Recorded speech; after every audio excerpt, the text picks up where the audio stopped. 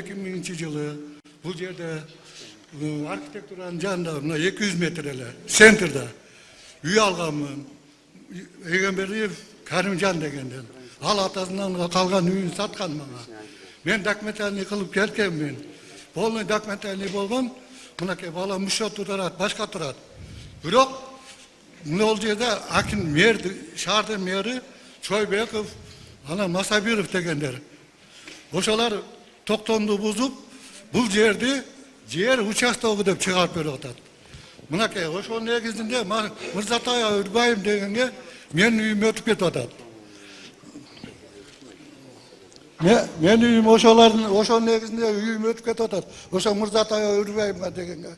Ал болсо менин магазиним, үйүм болсо дагы ал жерди Суворонов деген архитектуранын жеринен еще кошуп берип, мыйзамчейинен чыгып, главный архитектор.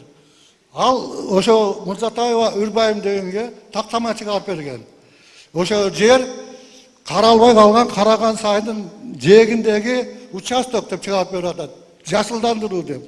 Анан ал жерде мага чейин Эгенбер Аз мэрдүү калыкчы. Не болду деп атат?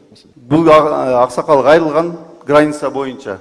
Ал боюнча архитектура иш алып барып, лестницасы ашыкча чыгып кеткен экен. Аны алдырып коюшкан.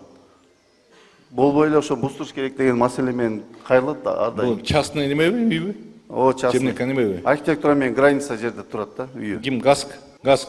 Азыр мындай кыласың, арызын аласың да, сен билесиң маселени?